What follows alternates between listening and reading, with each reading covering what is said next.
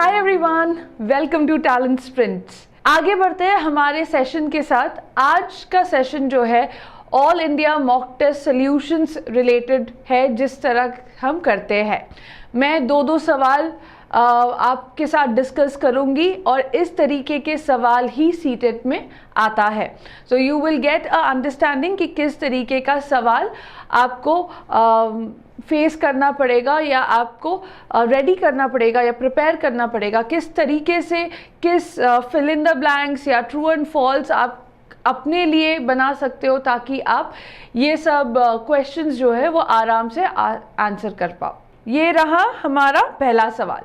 तो हमारा पहला सवाल चाइल्ड डेवलपमेंट और पेडागोजी का है कि स्कैफोल्डिंग का इन चारों ऑप्शंस में से गुड एग्जाम्पल यानी कि अच्छा एग्जाम्पल कौन सा होगा।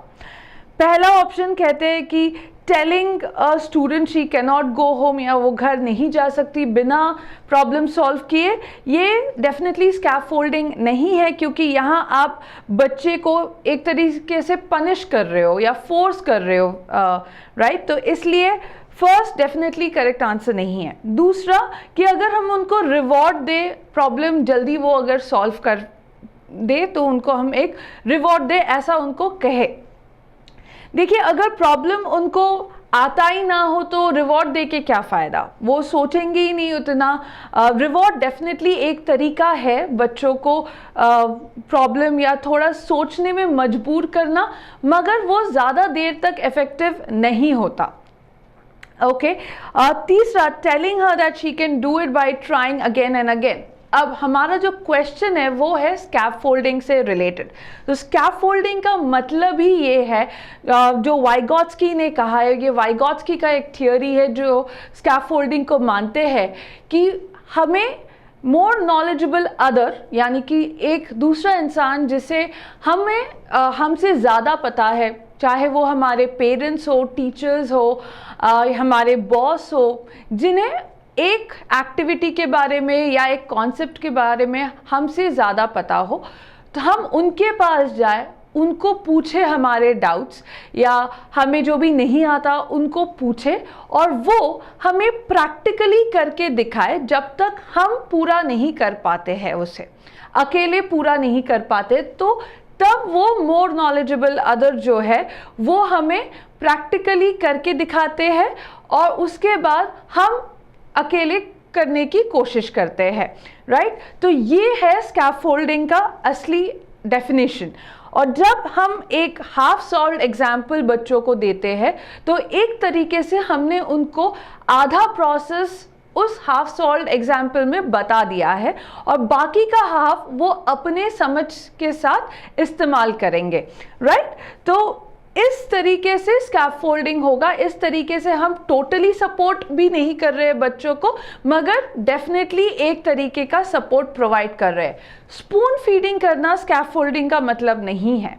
स्पून फीडिंग यानी कि हम हर बार उनको सिखाएं नहीं, हम उतना ही उनको सिखाएं जो उनको मदद करेगा या उनकी मदद करेगा, ताकि वो नेक्स्ट लेवल में जा सके या अकेले वो चीज़ या वो एक्टिविटी समझ सके या कर सके, राइट। सो इसीलिए करेक्ट आंसर जो है वो है ऑप्शन 4। ग्रेट। आगे बढ़ते हैं हमारे दूसरे सवाल की ओर। हमारा दूसरा सवाल है कि कॉग्निटिव एबिलिटी जो है प्री ऑपरेशनल पीरियड में बच्चों को क्या समझ में आता है कॉग्निटिव एबिलिटी के टाइम में, या कॉग्निटिव एबिलिटी कौन सा बिल्डअप होता है प्री ऑपरेशनल पीरियड में।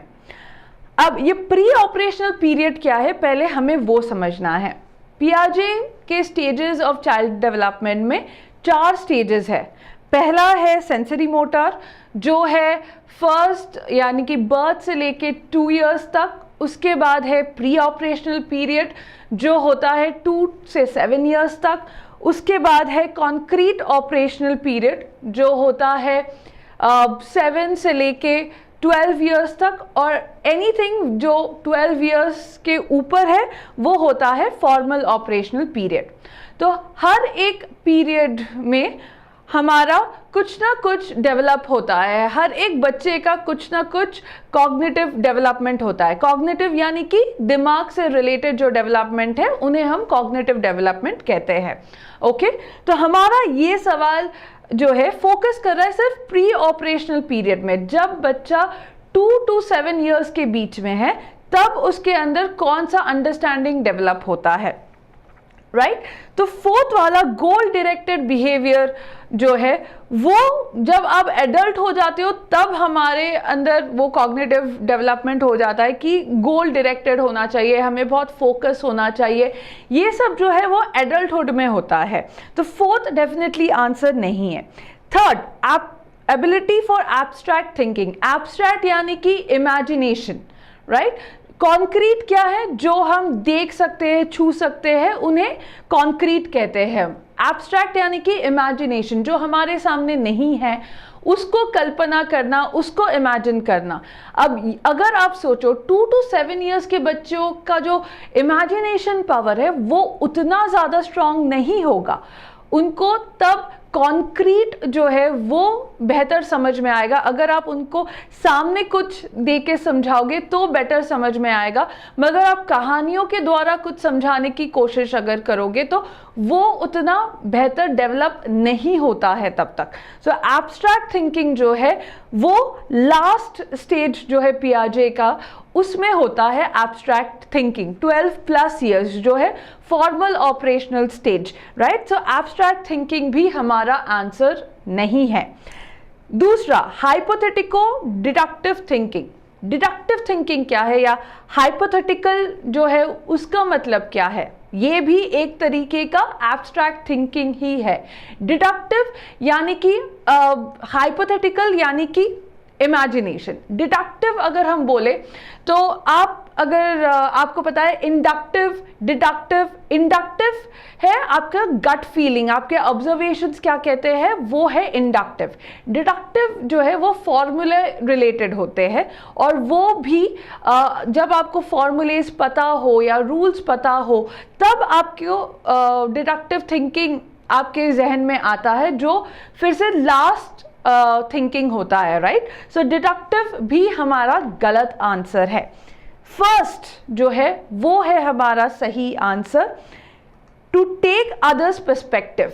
2 से 7 साल के बच्चों में थोड़ा ये थिंकिंग आ जाता है कि हमेशा एक प्रॉब्लम को अपने हिसाब से ना देखे, दूसरे के ओपिनियन आहिस्ते आहिस्ते वो कंसिडर करना शुरू करते हैं।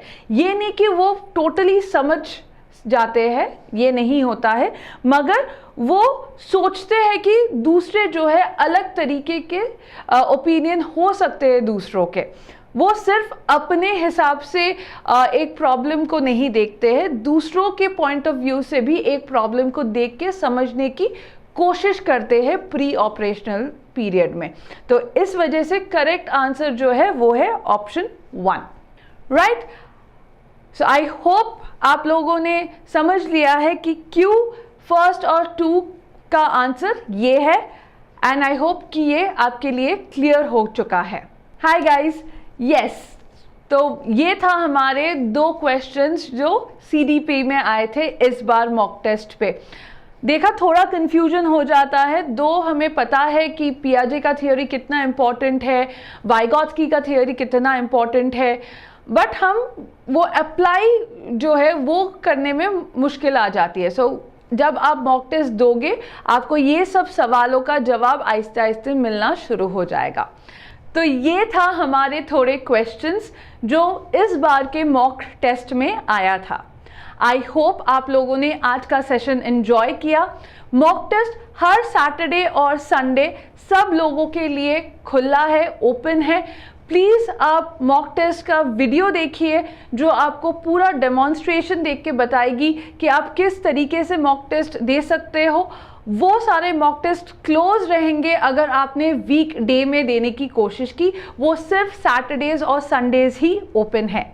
आपको हमारे प्रोग्राम में एनरोल करना है तो प्लीज़ हमारे वेबसाइट पे जाइए या हमारे कॉल सेंटर पे कॉल कीजिए। हमारा नंबर है 1800-108-3535 या आप हमारे वेबसाइट पे भी जा सकते हैं www.talentsprint.com/ctet, जहां आप हमारे प्रोग्राम में एनरोल कर सकते हैं, राइट। अगर कोई भी ईमेल आपको करना हो जो भी क्वेश्चंस है सीटेट रिलेटेड अगर आपको पूछना हो तो teacherschoice@talentsprint.com में आप ईमेल कर सकते हैं.